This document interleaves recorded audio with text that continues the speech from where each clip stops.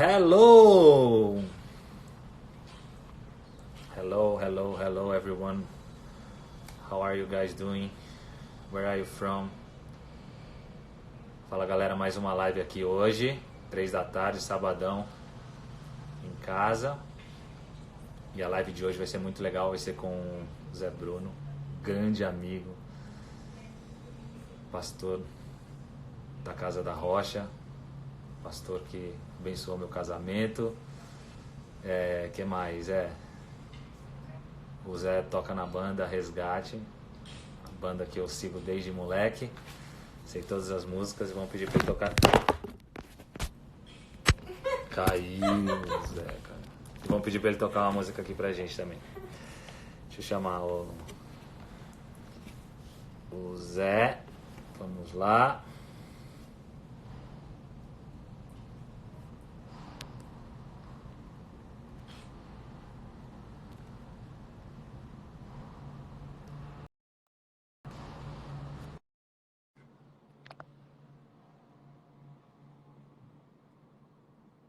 E aí, Cacazinho?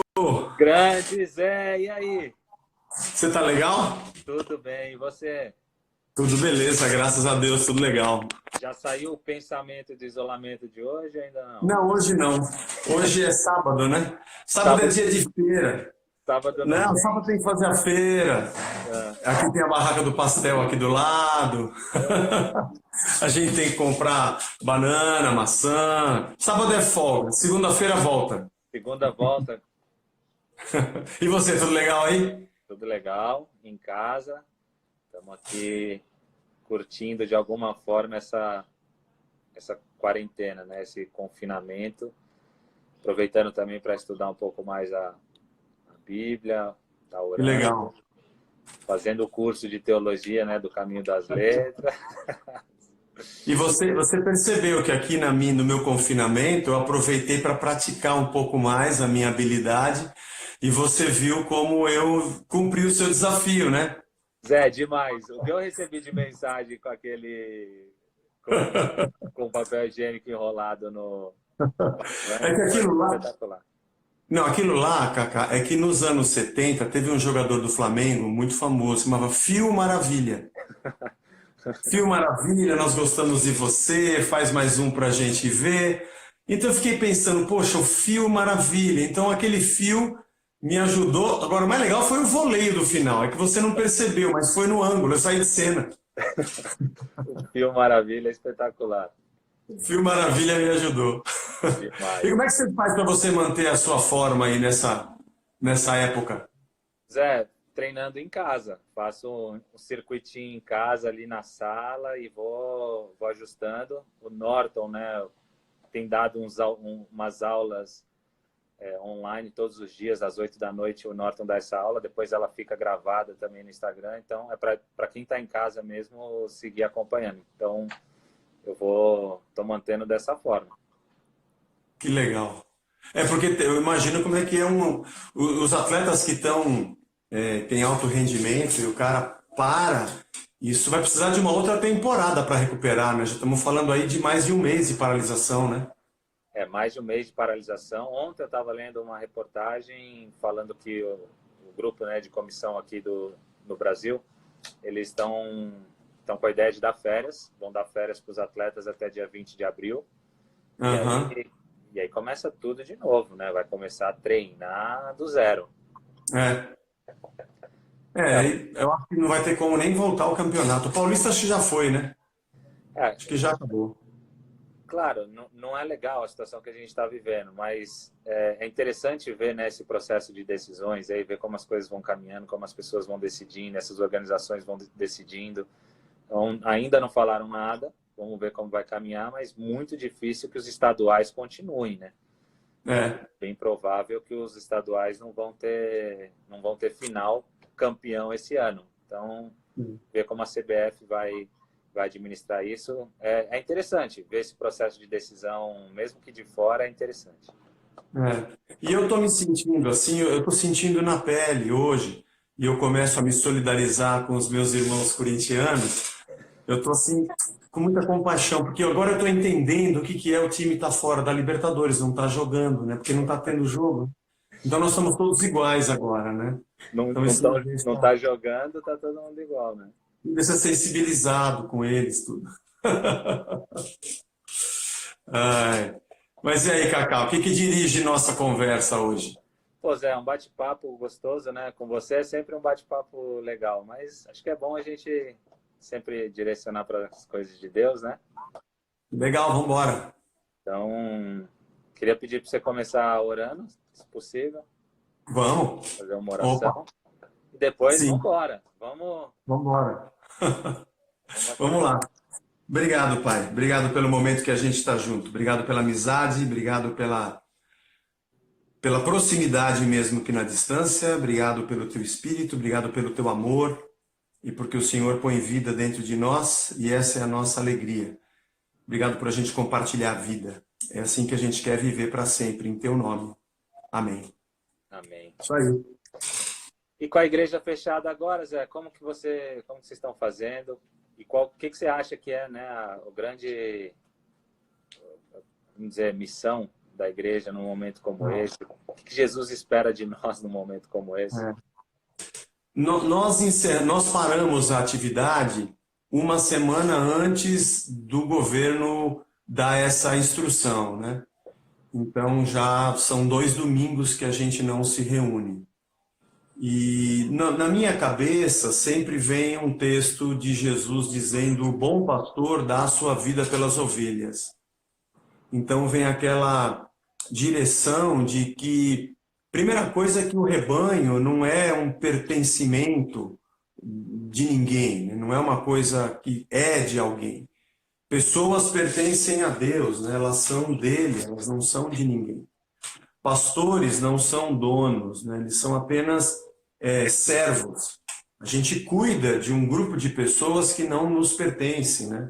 Que não são nossas, não foram conquistadas ou ganhas para nenhum tipo de arrebanhamento humano, pessoal, né? Então é uma responsabilidade muito grande. E quando eu percebi igrejas que já estavam entrando, principalmente a IBAB, acho que ela puxou a fila, né? Dizendo: a gente não vai fazer reunião, eu entrei na fila e disse: a gente também não vai fazer. Depois veio a semana passada, que aconteceu tudo aquilo que aconteceu, e eu acho que é um ponto de muita prudência. Então a igreja, como instituição, ela tem que ter esse passo de prudência, de cuidado com as pessoas, de evitar aglomerações. E também pelo fato de que, na minha cabeça, a igreja não é o prédio. O prédio é o local que abriga o grupo de pessoas, e esse grupo de verdade é o que a Bíblia chama de igreja. A união de pessoas ligadas umas às outras com afeto, com amor, com cuidado, com a mesma fé, com a mesma missão. E eles se reúnem num lugar. Aliás, olhando para as Escrituras, Jesus não tinha igreja, entre aspas, né, um local. Ele é muito importante. Ele também é um ator na sociedade.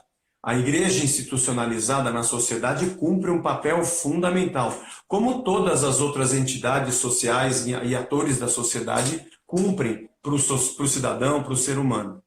Mas esse é um momento de prudência, né? Então nós achamos melhor a gente não se reunir. E vamos continuar assim por um bom tempo. Aí, outro dia me mandaram uma notícia: parece que a liminar caiu. Eu falei: poxa, mas a gente não parou as reuniões por causa de liminar ou por nenhuma instrução. Nós paramos voluntariamente, antes, aliás, disso sair, por achar que isso era prudente. Agora, como a igreja somos nós, nós que eu digo a nossa união, não é um indivíduo, mas é a união mística das pessoas, é como se fosse um grande grupo de discípulos espalhados pela terra toda. Eles não têm limite, eles não têm parede. Tudo bem, eles se reúnem localmente, num prédio, num bairro, numa cidade, de acordo com afinidades que esses grupos têm. Mas todos eles fazem parte de um grande grupo, que é o grupo de discípulos que disseram a gente que quer seguir esse mestre. Então, aonde a gente estiver, nós estamos ligados. Que legal que hoje a gente tem a internet. Que bom que hoje a gente está aqui, né? Estamos distantes, mas a gente está batendo papo. Então, com isso, a gente consegue manter nossa comunhão, nossa alegria, nossa amizade, nosso papo, que também é isso que faz de nós a igreja. O que acontece num domingo é muito pequeno. No domingo a gente está lá 1h30 numa reunião e as outras 24 horas por dia, 7 dias por semana, nós estamos fora dali. É muito mais importante o que acontece fora dali do que o que acontece ali dentro. Ali dentro a gente comunga, a gente aprende, ali dentro a gente tem a nossa devoção, a gente adora, a gente cresce, é edificado, a gente recebe alimento da palavra de Deus, mas o importante é o que vai acontecer dali para fora, que é quando aquelas paredes se abrem e a gente vive no meio da galera. É aí o nosso testemunho, é o nosso amor, é a nossa vida, que só faz sentido o que acontece lá dentro se for relevante a vida que a gente leva aqui fora. Senão aquilo é uma religião morta, que não faz diferença nenhuma para ninguém, nem para a gente. Só faz diferença quando acontece aqui fora. Talvez esses sejam dias em que nós vamos de verdade demonstrar que tudo que a gente ouviu lá dentro, e olha, faz tempo, hein, que a gente se reúne lá dentro, vai surtir efeito agora que a gente não está tão dentro. Mas continuamos igreja, continuamos juntos, continuamos com a palavra de Deus, continuamos da mesma forma, e isso basta. Eu creio assim, isso basta. Amém. Acho que é uma grande oportunidade, né, para nós que somos cristãos, que gostaria, né, muitas vezes a gente pergunta, como que eu faço para ser cristão? Acho que agora é realmente uma grande oportunidade para todos nós aí, de ter um pouco dessa generosidade, da misericórdia, enfim, do amor, ser realmente discípulos de Jesus e não só ouvintes, mas praticantes, né, Exatamente. da palavra. As pessoas ouvem mais o que a gente faz do que o que a gente fala. Bem mais. Olhando por um lado de minutagem de televisão, acho que nunca na história do Brasil nós tivemos tanta igreja dos mais diferentes tipos em rádio, televisão, internet, canais online. Olha, agora tá difícil. Se você não gosta de crente, você vai ter que fugir, que os caras estão tudo quanto é lugar, né? Tudo bem, uns mais esquisitos, outros menos, né? Tem para tudo quanto é gosto. Mas não é isso que falta. Não é isso que falta. Eu não acho que o que falta é as pessoas irem para dentro de um prédio. Apesar de que estarmos ali dentro por algumas horas, é um momento de crescimento e aprendizado que faz diferença fora. Sim, é verdade. Mas eu sempre digo isso, quando você conhece alguém, você que também já conheceu tanta gente diferente, você vê um cara que está...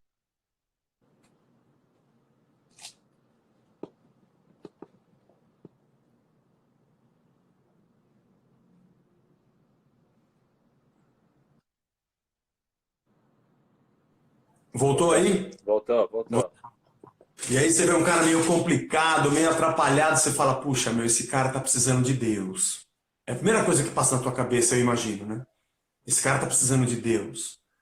Mas muita gente pensa assim, esse cara precisa de ir para a igreja para ouvir aquilo que você já poderia falar. Tudo bem, ele pode até ir com você na igreja pelo fato de que ele começar a comungar da mesma fé que você. Mas ele não precisa de ir na igreja, você já está na frente dele. Todo o amor, toda a justiça, toda a generosidade, toda a compaixão, toda a retidão, toda a honestidade, toda a temperança, todo o domínio próprio, todo o equilíbrio de vida que esse cara precisa conhecer com Deus já está dentro de você. Você já poderia passar isso para ele. Nós terceirizamos a nossa vida achando que a religião vai cumprir esse papel. E é um pouco da crise que a gente passa hoje, que tanto de autoridades como de pessoas que estão na televisão falam muito sobre fé e sobre cristianismo, mas suas práticas indecorosas, às vezes violentas ou desrespeitosas, elas mentem ou elas dizem tudo ao contrário do que aquilo que a fé diz. A chance da gente ser mesmo igreja é fora das quatro paredes.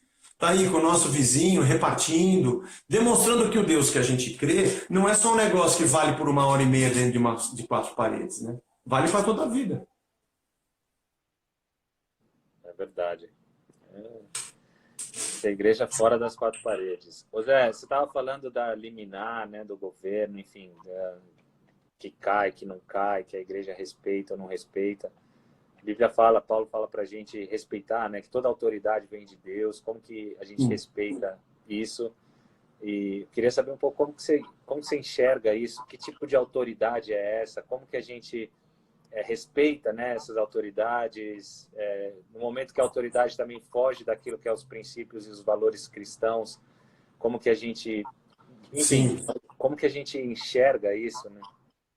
Bom, como nós somos gente que crê na pré-existência de um Deus e que tudo que a gente vê parte dele, então não existe nada que não venha dele. Tudo que a gente vê tem uma origem. Esse acho que é um ponto importante da fé cristã. A gente crê numa origem, e essa origem nós queremos ser o Deus criador de todas as coisas. Nada que nós temos vem de nós mesmos. Nada que a gente possua é uma criação nossa que possa espantá-lo quando a gente apresentar. Olha o que eu fiz, Deus. Ele fala, nossa, de onde você tirou isso? Não existe. Tudo vem dele. Paulo diz que tudo vem dele, é por ele e é para ele. Todas as coisas são assim. Então o nosso comportamento e o nosso amor é um reflexo do amor dele, que ele demonstrou por nós. A justiça que a gente tem é um reflexo da justiça dele. Ou não, ou da ausência dele. Nossos sentimentos, eles refletem a presença ou a ausência dele. Nossa generosidade, nosso ódio, nossa violência, nossa resposta, elas são sempre uma reação àquilo que dele nós recebemos. Portanto, qualquer autoridade, qualquer tipo de autoridade, ela vem de Deus, porque tudo vem de Deus. E capacidades e dons que pessoas possuam são grandes responsabilidades que elas têm. Então, quando Paulo diz que a autoridade ela é estabelecida por Deus e ela deve também, tem um segundo ponto aí, ela precisa ser exercida segundo Deus. Você tem filhos, você tem uma paternidade.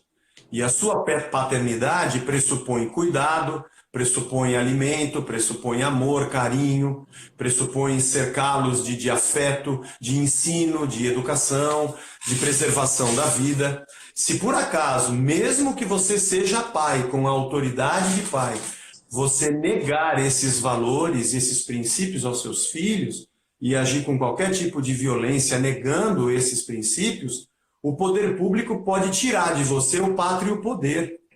Nós apoiamos um lar aqui de crianças que são crianças que não são órfãs, elas têm pai e mãe, mas eles perderam o pátrio poder por abuso, por violência, por negligência, por abandono, seja o que for. Então toda autoridade ela é estabelecida por Deus, mas isso não significa que a tirania de quem exerce a sua autoridade longe dos princípios de Deus devem ser por nós respeitadas ou tidas como divinas. A gente tem o exemplo próprio da igreja no primeiro século, quando era perseguida por Roma e se reunia nas cavernas e quantos mártires foram queimados, eles obviamente passaram pelo risco de serem queimados ou mortos por desrespeitarem uma ordem de Roma contra os cristãos. Mas eles, no capítulo 4 de Atos, João e Pedro dizem, né, para as autoridades, aliás, do Sinédrio também, o que você acha que a gente vai fazer? Obedecer a vocês ou obedecer a Deus? Então a gente é submisso sim às autoridades, cremos que elas são instituídas por Deus, mas também temos o discernimento de quando elas têm princípios que são contrários à vida, contrários à existência, contrários à preservação. No caso de o poder público dizer é muito bom que as igrejas não abram, nós também somos a favor disso, eu também sou, eu acho que ele está certo. Eu acho que ele está certo e é isso que nós vamos fazer. Aliás, a gente fez isso antes dele dizer. Nós temos que preservar e cuidar das pessoas. Então, eu creio que esse tipo de autoridade, não importa se ele é cristão ou não cristão, eu não faço essa separação. Eu não separo em dois mundos diferentes. O que ele está dizendo coaduna com tudo que a gente crê. O que seria um absurdo era nós vivermos num país livre e dizer agora as igrejas não podem mais se reunir. Por que não? Porque não podem mais, porque a gente não quer. Obviamente nós teríamos que fechar as igrejas, mas nós íamos reunir na nossa casa e nós íamos orar, e nós íamos fazer a nossa celebração, íamos cultuar o nosso Deus, porque nós amamos a Deus. Então, muita gente confunde isso, e esse ponto desse texto, ele acaba sendo muito conveniente. Conveniente para pessoas que gostam de usar o poder público associado ao poder religioso para colocar a goela abaixo das pessoas um certo tipo de política, e, por outro lado, para aqueles que acham que podem usar a religião apenas para ser contra um tipo de poder público. Na verdade, o interesse do homem está sempre no seu próprio ventre, nas suas finanças, no seu poder e na sua fama. Mas o que Paulo coloca é um estado de ponderação muito claro. Tudo que vem de Deus coaduna com o que Deus diz, e a gente vai respeitar sempre que for assim. Se for algo que é autoritário, autocrata, e que vem apenas para querer tolir ou desrespeitar a vida, a gente vai dar um jeito, mesmo que a gente vá para a fogueira ou vá para a fornalha. Sei lá, vi. Estevão. A gente tem missionários, nós temos missionários que estão em países e que são países complicados, né? Trabalham em ONGs, trabalham em serviços humanitários, são cristãos e estão em países muçulmanos. Mas eles tiveram uma vocação e disseram é para a gente ir, e foram. E a gente ora por eles, os ajuda e está no sangue deles, né? Então, faz parte da nossa vida. Que a gente vai falar da Madre Teresa de Calcutá, gente que largou tudo. Ou Martin Luther King, o cara foi morto. Mas ele disse, eu estou fazendo o que Deus colocou no meu coração, e que é justo, que é correto, que é pertinente, que defende a vida, né? Aí é legal porque eu estou estudando, né, nossas aulas, a gente está ali em Mateus, e estudando o Sermão do Monte. A última das bem-aventuranças é essa, né? De sermos perseguidos, abençoados por sermos perseguidos. Pois é. Então, como tão contraditório, né? Muito contraditório. É porque, na verdade, você acaba não tendo muito lugar, né, na Terra, né? Nós já vivemos dias onde você ser muito honesto é ridículo. Nós já vivemos dias onde você ser muito sincero e muito transparente não é bom. Nós já vivemos dias em que os valores estão invertidos. Em que se você disser que você ama uma única mulher, já vão olhar você de jeito, você é tonto. Nós já vivemos dias assim, né? Mas o mundo nos parece ir de mal a pior. Parece que, ao mesmo tempo que a gente avança em tecnologia, nanotecnologia, na ciência, me parece que os valores do ser humano eles estão devagar se degradando. Então, parece que aquilo que a Bíblia diz de que nós seríamos perseguidos, não é só uma perseguição de eu vou te matar, eu vou te prender, não é só isso, mas é também aquela de que você vai ser ridicularizado, colocado de lado, pelo fato de que você tem uma maneira de enxergar o cosmos, de enxergar o todo, de enxergar o mundo, a sua visão de mundo já não bate mais com a da galera, porque tudo isso parte da nossa fé de um Deus, né? E aí você tocou num ponto, Zé, que da existência de Deus, né? Um momento desse tem tanto questionamento com relação a isso, né? Deus existe? Se existe, onde ele está? Então, sofre tanto ataques, né? Tantas perguntas com relação a esse assunto. Eu costumo dizer assim, bom, primeiro nós somos de uma fé deísta. Nós acreditamos que existe um Deus. São inúmeras, centenas e milhares de religiões que acreditam na existência de um Deus. Essas religiões, elas acreditam que existe algo ao invés de não existir nada. Essa é a diferença. Então, há pessoas que acreditam que não existe nada fora o que a gente vê, só há o que a gente vê. Aí vem a pergunta, mas da onde vem o que a gente vê? Então a resposta é, o que a gente vê vem do nada, ou é obra de um acaso, ou o que a gente vê vem de um alguém que foi a razão primeira de tudo que a gente vê. Então nós, os cristãos, temos uma fé deísta, a gente crê que existe um Deus. Tem um livro interessante que diz, não tenho fé suficiente para ser ateu. É difícil, mas isso antes de eu ser cristão, antes de eu ir para uma igreja cristã, de pequeno, por conta de ter meus pais católicos, mas eu gostava na época de matemática, física, ciência. É muito complicado eu pensava assim, você pegar um recipiente com vácuo, não tem nada, nenhuma molécula, não tem nada, é um vácuo, é um zero. quantos trilhões de anos a gente tem que deixar passar para aquele nada se transformar em tudo que a gente vê? Ou quantos centenas ou milhares de trilhões de anos?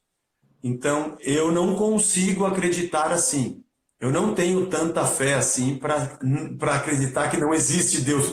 Tem que ter muita fé para crer que tudo veio do nada. É uma fé, para mim, eu não consigo. Eu tendo a crer que existe uma razão primeira de todas as coisas. E no caso, a metanarrativa bíblica, para mim, ela converteu meu coração. Crença, Cacá. Crença é um negócio que é um movimento da alma e do coração. Não dá para se explicar, não dá para você ter uma ciência para explicar.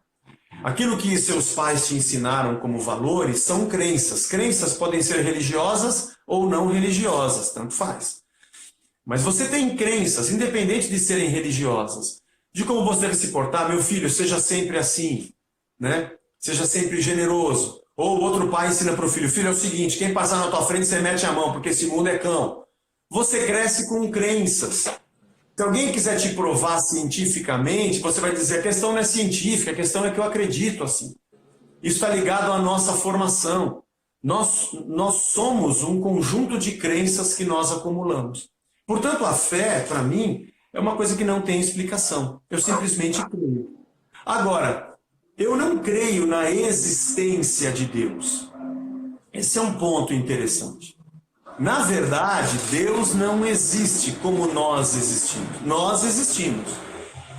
Nós existimos num mundo existente, que é governado pelo tempo, pelo espaço, pelas leis da natureza, as leis da química, da física, a atração, da aceleração da gravidade. Nós temos um universo existente, com diferentes forças gravitacionais, com a atração das massas dos planetas.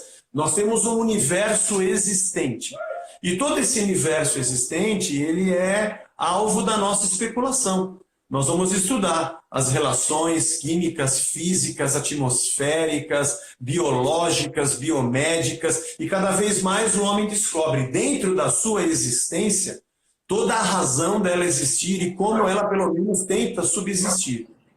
Mas se eu conseguisse enquadrar Deus nessas minhas teorias, e eu conseguisse uma fórmula biológica, matemática, científica, química, quântica, física, que eu conseguisse dizer, ó, provei, Deus está aqui, ele não seria Deus. Ele seria apenas mais um elemento existente dentro dessa nossa existência. Ele seria mais alguma coisa que eu consigo provar. Mais um caderno, mais um óculos, mais um vírus. Ele é tão existente quanto eu sou existente. Aí caberia perguntar, quem foi que te fez, Deus? Deve ter então um outro, porque você é existente como eu. A pergunta se Deus existe está errada. A pergunta está errada. O fato de nós existirmos é que me dá a entender que ele é. Que foi a resposta que Deus deu para Moisés, quando ele que relata o Pentateuco, quando ele foi para Faraó e disse, Senhor, eu vou falar com o Faraó, mas quem é você? Moisés nem sabia quem era Deus, né? E ele fala, eu sou o que sou. Eu sou. Esse verbo ser, no presente do indicativo, ele representa muita coisa. E ele é eternamente o que ele é. Ele não tem tempo. O tempo é menor do que Deus. Deus olha para o tempo e o tempo é nada diante de Deus. É difícil, né, na nossa cabeça entender Muito difícil. Essas coisas, né? A gente é muito limitado no entendimento para conseguir entender essa dimensão tão... Exatamente. A dimensão fora da existência, né? Na eternidade, aonde ele é o que é, eternamente. E eternamente não é um tempo que demora para passar. Eternamente é um lugar que não tem tempo. Ele é o que é. Estaticamente eu sempre sou, sempre fui, sempre serei. Ele é princípio, meio e fim. Ele é o que é. Nós é que existimos nele. Atos 17, 28, tem um versículo de Lucas que revela o que Paulo falou, que é fantástico. Nele nos movemos, nele existimos e nele somos o que somos. Na verdade, não é ele que está conosco, somos nós que estamos nele. Ele é muito maior do que nós. A pergunta besta, você acha que Deus está aqui conosco? Não, a pergunta não é essa. Nós é que estamos nele. Ele está em qualquer lugar. Agora aí vem uma outra coisa, mas já que ele é maior e ele é antes da nossa existência, ele não existe, ele é a razão de tudo existir. Aonde ele está nesse mundo que a gente vive? Aí, Cacá, eu vou recorrer ao microcosmos. Vou recorrer à nossa história. Eu criei meus filhos, um já vai fazer 25, o outro já fez 23, o outro vai fazer 21. Eles já são maiores de idade, eles vão carregar dentro deles tudo que eu ensinei ou não. Eles vão fazer da vida deles o que eu dei para eles ou não. Eles vão se relacionar com pessoas e fazer da profissão deles coisas boas ou não. Eu já não tenho mais controle sobre isso. Há uma emancipação. E eu acredito que muito do que eu ensinei vai estar dentro deles. E acho que eles vão dar a cabeçada, como eu também dei, por não ouvir coisas que meu pai me disse. Isso aqui é um microcosmos. Eu estou pegando um exemplo bem pequeno para tentar entender um todo. O livro do Gênesis conta para nós o dia da emancipação do homem. A palavra Adão significa humanidade. O dia que o homem teve o direito de fazer uma decisão ontológica, que é uma decisão do ser. Que tipo de ser você quer ser? Você quer ser um ser que vai andar ligado comigo em tudo que você fizer, ou você quer ser um ser que vai decidir tudo segundo o que você quer? Por isso que a árvore do conhecimento do fruto, né, ele tem umas simbologias filosóficas, é do conhecimento do bem e do mal. Daqui a pouco, meus filhos, eles já estão decidindo o bem e o mal. Não me perguntam mais se pode ou não pode. Eles vão descobrir por si só. O problema é que quando Deus dá essa direção ao homem, ele diz, agora o mundo é seu. Você quer continuar ligado a mim para que você viva e faça tudo aquilo que eu imaginei de todo o cosmos quando eu criei?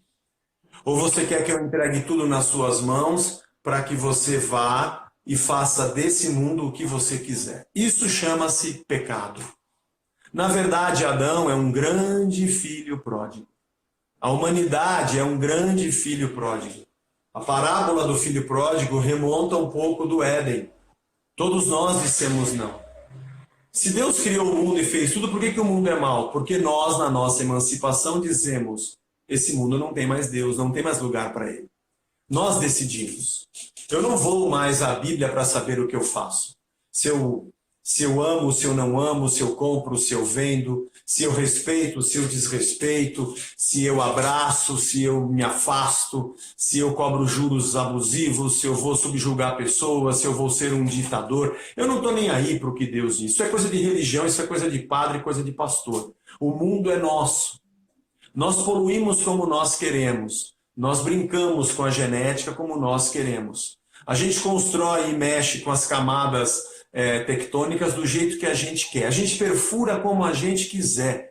A gente polui do jeito que a gente quiser. A gente usa o que a gente quiser porque o mundo é nosso e Deus não tem nada a ver com isso. A não ser quando a gente começa a ter algumas reações. Porque por causa desse pecado, porque a gente fez isso, lá no Gênesis está escrito, se você fizer isso, a terra vai responder para você.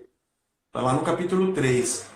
Ao invés dela produzir sementes e frutos, tudo que tem de bom, ela vai começar a produzir espinhos e ervas daninhas. E você vai ter que comer o pasto. Toda a direção, filosoficamente, espiritualmente, estava lá.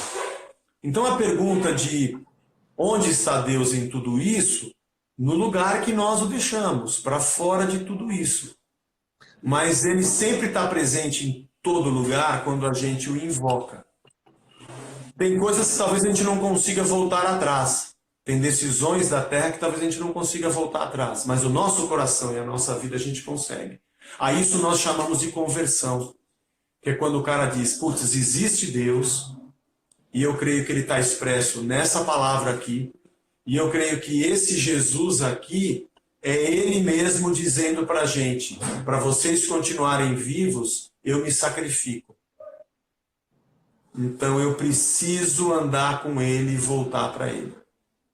Como hoje, depois de adulto, eu me lembro da minha mãe comendo ovo e eu comendo o bife, sabe? Ela continuando com o mesmo sapato e comprando tênis para a gente ir para a escola.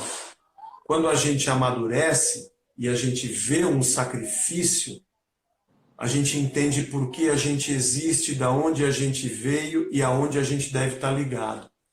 Quando Jesus aparece no meio da história, ele que é eterno, era para a gente olhar e falar, putz, o mundo está errado, ele está certo. Meu amor está errado, o dele está certo. Minha temperança está errada, a dele está certa. A minha compaixão está errada, a dele está certa. A minha justiça é injusta, a dele é certa. E olhar o sacrifício dele é entender que é por isso que eu existo. E eu preciso segui-lo. A isso a gente chama de conversão. Eu creio que todo esse momento que a gente está passando pode ser muito importante para o ser humano olhar um pouco mais para o Deus que é, a razão de tudo que existe, e converter o seu coração, independente de ele estar dentro de uma igreja. Aliás, hoje você não precisa ficar desconfiado de que alguém vai encher o teu saco para ir para a igreja, porque não tem igreja mesmo. A gente só quer que você creia em Cristo e diga, putz, o que ele falou é verdade mesmo, meu, eu quero começar a andar com ele. E isso é seguir Jesus, né? É isso aí. Nossa, bom demais. É uma aula, seu Zé Bruno. Ai, ai, ai. Delícia. Ô Zé, mas eu já debati muito isso com a Carol. Por que Deus colocou essa árvore lá, cara? Era tão mais fácil evitar.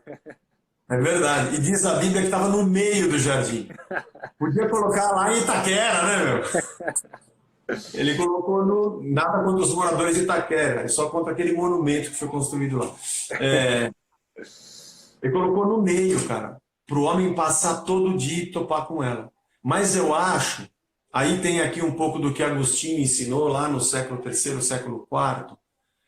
Se Deus não desse para o homem a oportunidade de escolha, dele escolher, inclusive, não querer Deus no seu mundo, Deus criaria um homem escravo da virtude.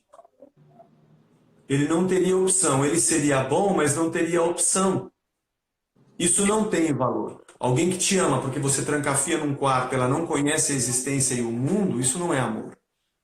E também esse homem nunca conheceria o tamanho do amor e da graça de Deus, a não ser que ele colocasse tudo a perder e ainda tivesse um Deus de braços abertos. Conhecer o Deus que cria é conhecer apenas uma parte do seu amor. Ter a oportunidade de chutá-lo e vê-lo te chamando de volta é conhecer um pouco mais dele, além da criação, do amor e da misericórdia que ele tem, né?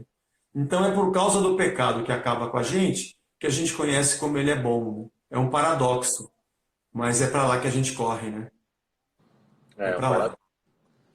Mas é legal, né? Porque depois que a gente tem esse entendimento, a gente corre para a cruz mesmo, Aliás, é o que está acontecendo hoje, né? Eu recebo muita mensagem, muita gente. Eu sei também que nós somos culpados. A igreja evangélica tem tanta esquizofrenia que afasta muitas pessoas, é verdade. Vamos fazer aqui a nossa meia-culpa, né? De que é tanta esquizofrenia, tem charlatanismo, como tem em qualquer lugar. Isso é coisa de homem. Você vai encontrar em qualquer setor da vida e em qualquer religião. Aproveitadores em tudo quanto é lugar. Não deveria, no fato da gente ser gente convertida mesmo, né? Isso atrapalha um pouco. Mas, de qualquer maneira, esse momento tem sido um momento interessante. Tem muita gente procurando e querendo conhecer um pouco mais sobre Deus. Hoje mesmo de manhã, nós tivemos a distribuição das nossas cestas. O nosso projeto com a criançada teve que parar pela aglomeração. Então, o jiu-jitsu, o muay thai, o futebol e o balé estão de stand-by, né? Mas a distribuição dos alimentos a gente não pôde parar, né? Então, hoje nós começamos às 6 da manhã até 1 da tarde, bem espaçado, para vir as famílias bem distantes, não ter aglomeração. E nós entregamos muito para muitas famílias do nosso bairro que não fazem parte da nossa lista. Nós temos 105, hoje foram só 80 famílias. Muita gente não foi, mas nós distribuímos 110. 30 famílias do nosso bairro foram lá num momento difícil. E talvez estejam conhecendo Deus da melhor maneira possível. Não porque tem um povo lá dentro cantando, mas porque tem um povo aqui fora nos ajudando. Se Deus continuasse no céu, não seria tão importante quanto ter vindo à Terra para se fazer gente como a gente. Às vezes eu vejo uns discursos religiosos que parecem discurso de gente que não é gente. A dor nos iguala, né? A dor nos coloca em pé de igualdade. E tem feito muita gente parar para pensar sobre a vida com Deus. E não deixa de ser uma oportunidade da gente compartilhar um pouco mais. é uma grande oportunidade, né? Realmente é uma grande oportunidade de a gente mostrar a real função, missão da igreja. É. Realmente que a gente tenha esse entendimento, começando dentro de casa, né? Começando com a gente. Hoje não tem outro lugar a não ser dentro de casa para começar essa missão de sermos igreja. Então, principalmente para mim, recém-casado, está sendo maravilhoso esse tempo de casal, aprendendo essa convivência junto diária realmente. Então são coisas que dentro desse todo ruim tem muita coisa boa, muita oportunidade boa, muita coisa interessante acontecendo. Então está sendo um tempo difícil, mas ao mesmo tempo maravilhoso. É tempo das famílias estarem juntas, né? Conversar um pouco mais, jogar buraco, né? Cozinhar juntos. Interessante, tem pais preocupados, nossos psicólogos estão atendendo à distância, né? Que não sabem o que fazer com os filhos, porque não tem vida com os filhos. O filho vai para a creche, fica no videogame, né? Olha que chance que a gente está tendo da humanidade voltar a ser mais humana, né? Um pouco. E olha que legal, nós estamos usando as redes virtuais porque estamos sentindo falta do pessoal. Nós usávamos o virtual para nos afastar das pessoas, né? As redes sociais eram antissociais, né? Agora, dependendo da hora que a gente vai fazer a live, está entupido os troncos de internet, você não consegue, todo mundo quer falar, todo mundo quer se ver. Bom, se a gente colher algum fruto disso, vai ser muito bom, né? Se a gente conseguir colher algum fruto de retorno aí às nossas raízes humanas, vai ser muito legal. E você de lua de mel está demonstrando também, isso é muito legal. O casamento, foi muito bonito o seu casamento, foi muito prazeroso poder participar. Mas olha que legal, o casamento, ele é um símbolo de Deus, porque Deus é uma comunidade, né? Pai, Filho e Espírito. É um tipo de ser que a gente não entende, é além da nossa maneira cognitiva ao que ela alcança, né? Mas quando você vê o lar e a união do lar, ele é um símbolo da família Deus. A família Deus se desencadeia na família homem. Quando o homem e a mulher geram os seus filhos, como Deus, no seu amor intrínseco na Trindade, gera a humanidade. E esse poder de gerar a vida, isso é um sinal, isso sinaliza algo que veio antes da gente, que nos deu essa dádiva, né? Então, quando você vê união, você sente paz, mesmo entre amigos, mesmo na igreja, a família, a igreja. Quando você vê gente unida, você fala, putz, que legal isso. É legal, porque né? isso inspira, isso mostra que Deus está aqui, porque Ele é isso, né? É legal, Ele é né? isso. Você vê uma foto de família, é gostoso, né? Ver É bom demais. uma família reunida. Família italiana, cheia de gente. É isso, a casa de Irene. Ô Zé, e fé, hein? Um momento desse tão difícil, né? Onde a fé para todo lado, né? Fé de crença, como a gente estava falando, fé de esperança, fé de acreditar que dias melhores virão, enfim, fé tão ampla para muita gente, essa definição, de onde vem, para onde vai. A fé tem alguns sentidos, né, na Bíblia. Primeiro sentido, sobre crença, religião. Quando alguém te pergunta qual é a sua fé, ele não está perguntando se você acredita que vai ser curado, ou se você acredita que vai pagar a conta, ou que vai ser livre de algum problema. Ele está perguntando qual o conjunto de crenças que te orienta. Então tem esse sentido, quando a gente vê a palavra fé na Bíblia, ela pode estar significando a nossa fé cristã, o conjunto de crenças que nós temos. A criação de Deus, a queda do homem, né, o pecado, a redenção em Jesus, que nos perdoa, e a consumação da eternidade. Essa é a nossa crença, essa é a nossa fé. Dentro disso, nós temos a fé também, que é uma certeza dentro de nós. A certeza do socorro de Deus, a certeza do amor de Deus, a certeza de que Ele está presente com a gente, de que Ele nos assiste, de que Ele nos conhece, de que Ele cuida. Porque é isso que a palavra dele diz. Então nós somos estribados, a gente é encostado com segurança, na certeza, estamos nos braços dele. Né? Mas existe também uma outra interpretação para a fé, que às vezes erroneamente é feita, é de que a fé é um poder. Eu creio que a fé é uma resposta. Por tudo que Deus é, por tudo que Ele fez, por tudo que Ele ensina e representa, e por ser alguém que me conhece mais do que eu mesmo, toda a minha confiança de vida está lançada nele como objetivo da minha fé.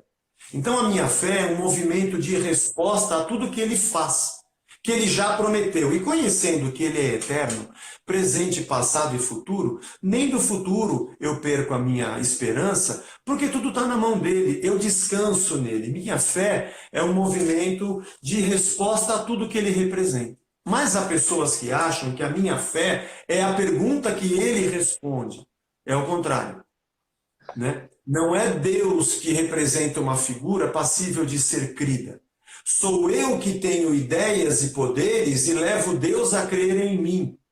Isso é meio esquizofrênico.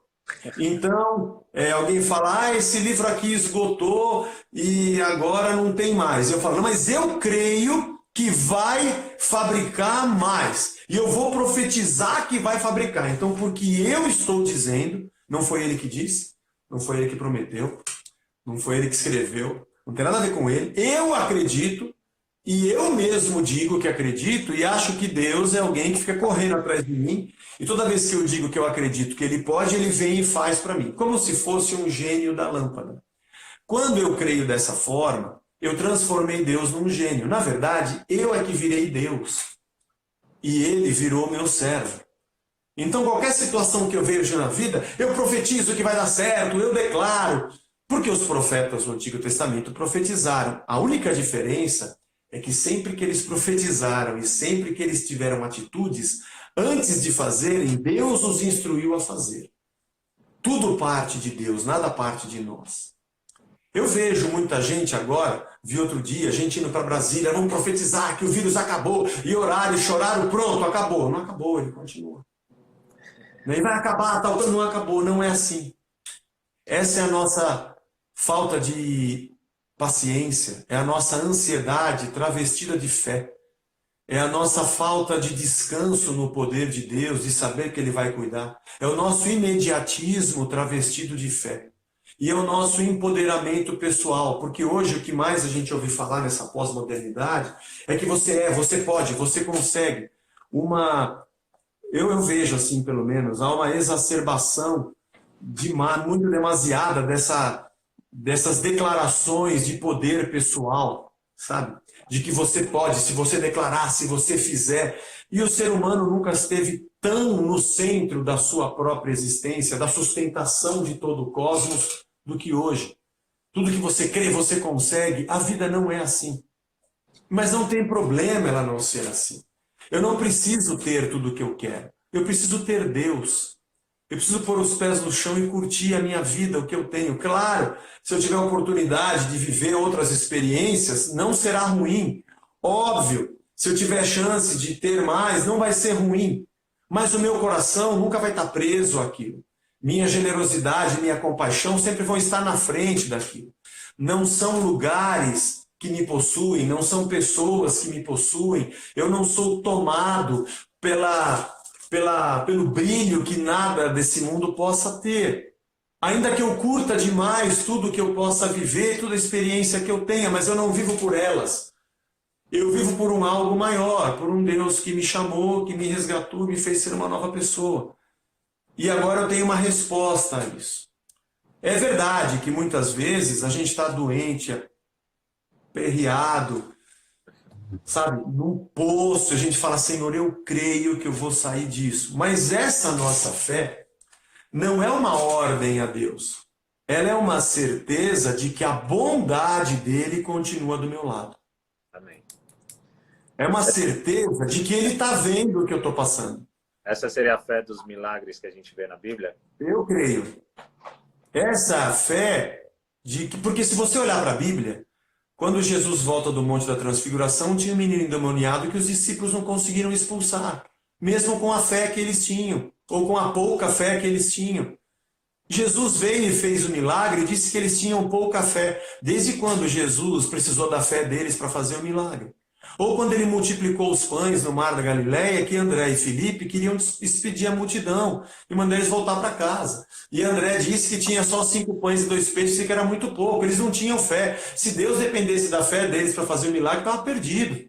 Deus não precisa da nossa fé. Ele faz o que ele faz porque ele é Deus. Nós precisamos da nossa fé. E a nossa fé é uma resposta à bondade de Deus. É eu continuar descansando na verdade de que Ele é bom. Fé aponta para o caráter de Deus. Ele é bom, Ele cuida. Eu não sou dono do tempo, mas Ele sabe quando é o melhor. Ele sabe o que é melhor. Ele sabe se é melhor. E eu oro, peço e descanso porque eu sei que Ele está cuidando de mim, ainda que a coisa não aconteça do jeito que eu esperava que acontecesse. Amém. Mas eu continuo crendo que Ele é Deus. Porque Ele vê mais do que eu. Ele enxerga mais do que eu. E não é para ninguém dizer, tá vendo? Você orou, não aconteceu o que você disse porque você não tem fé. Não, fé não diz respeito a acontecer o que eu quero ou o que eu não quero. Fé diz respeito a eu descansar e continuar crendo que Ele é bom. E que eu posso confiar e ficar em paz. Acontecendo ou não acontecendo, eu estou na mão dEle. E vou seguir vivendo. Para mim, isso é fé. Porque eu vejo muita gente translocada, fazendo um monte de rituais, sendo cristão, vivendo de mecanismos ritualísticos, sabe? Achando que pode comandar Deus e machuca mais gente do que cura. Eu vejo muita gente triste porque disse, eu dei o dinheiro que Deus pediu, eu levantei a espada, eu comprei o lenço e não aconteceu nada. E eu digo, então, a religião estragou a sua fé. Se você confiasse que Deus é bom e esperasse o tempo dele, ia ser melhor.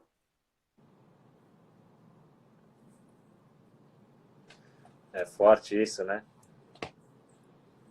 A gente ter esse entendimento realmente é ao mesmo tempo libertador, porque a gente tem essa segurança. Eu passei momentos na minha vida profissional onde eu acreditava que realmente estava dentro de uma caixinha, assim, tudo que eu tinha um ritual para fazer as coisas acontecerem, e chegou um momento que esses rituais não eram suficientes, as coisas não aconteciam. É um momento de confronto realmente da nossa fé. E aí entendi que pode acontecer ou não, e ele estava comigo em toda e qualquer situação. Então, realmente é muito interessante a gente ter esse entendimento de fé muito claro de que o milagre pode acontecer, amanhã pode vir a vacina, amanhã pode acabar com isso, e pode não acontecer também, e ele vai estar no controle o tempo inteiro, né? Nada saiu do controle dele. O que está acontecendo não pegou ele dormindo de surpresa? Não, nunca. Nunca. E é verdade. Eu lembro quando você passou pela fase 2010 para frente, né? Cara, que sequência, meu, de cirurgia, de tratamento, de volta, e vai, não vai.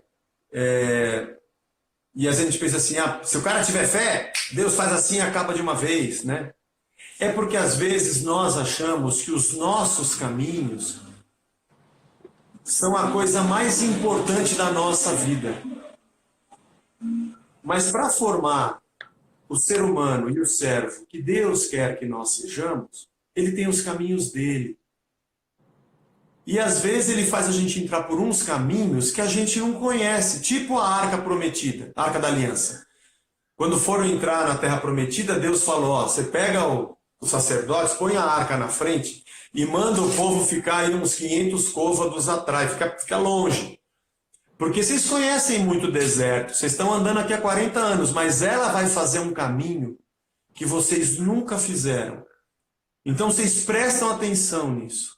É um desespero andar por caminhos que a gente não conhece, porque a gente não tem controle, né? Quando você anda por caminho...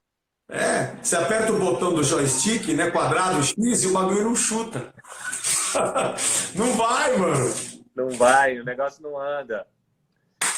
E andar essa coisa de você se deixar ser conduzido por Deus, é uma experiência muito maravilhosa. Porque Ele conduz a gente mesmo, Ele ama a gente mesmo. E aí quando passa tudo e você olha para trás, você fala, bom, eu não seria o cara que eu sou hoje se eu não tivesse passado pelo que eu passei. Essa é a verdade. A vida é uma grande escola, né? O mestre usa a vida e a vida usa tudo para transformar a gente no que ele quer. Então, quando a gente entende que a vontade dele, quando a gente ora o Pai Nosso, seja feita a tua vontade, na terra como é no céu, quando a gente orar de verdade, com sinceridade e viver isso, a gente vai entender que a nossa fé não é querer moldar Deus ao nosso querer, é nos curvarmos mesmo a Ele. Maravilhoso, Zé. Quase 1 hora já aqui batendo papo. Legal. Passou rápido. O Instagram vai derrubar a gente. Legal, foi muito bom, Kaká. Ô Zé, demais. Sempre muito bom falar com você. Sempre uma alegria. Obrigado por todo esse conhecimento aí que você tem de Deus e compartilha com a gente. Realmente é eu que agradeço. Uma grande alegria. Eu e a Carol estamos muito felizes com o curso. Legal, continue estudando aí, bom pra caramba. A gente aprende junto, estuda junto, está sendo um tempo maravilhoso para nós. Que legal. E tem 3 minutos, quer tocar alguma coisa? Rapidinho? Ô Zé, mas aí eu preciso brincar com você, porque sempre fui, né? Show de resgate, sempre tive em show de resgate, SOS da vida, enfim, tudo aquilo que resgate tocava, eu ia assistir. Cara, eu ficava constrangido de chegar lá e toda vez que vocês iam tocar, a galera começava a gritar Florzinha, Florzinha. Mas é claro. Que era claro que vocês tocarem a música Florzinha. Eu falava, cara, onde eles vão, tem que tocar Florzinha. Vamos lá, agora, ó. Sou uma florzinha de Jesus. Sou uma florzinha de Jesus. Essa? Abra a boquinha para cantar. Feche os olhinhos para orar. Sou uma florzinha de Jesus. Pronto. Cara, espetacular, era muito bom.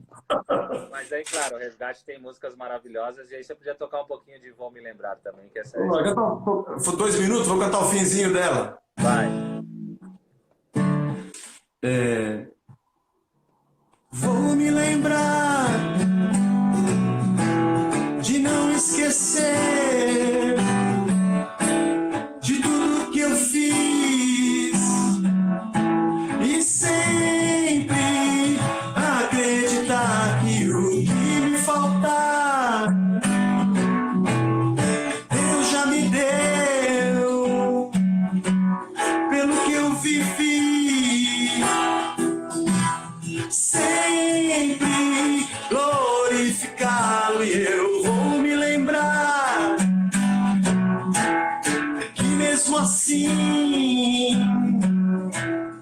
eu nada sou e sempre acreditar que quando eu morrer eu vou viver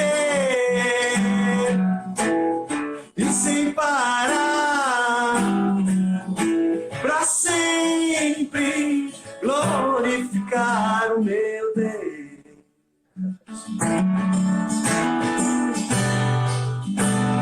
Glorificar o meu Deus.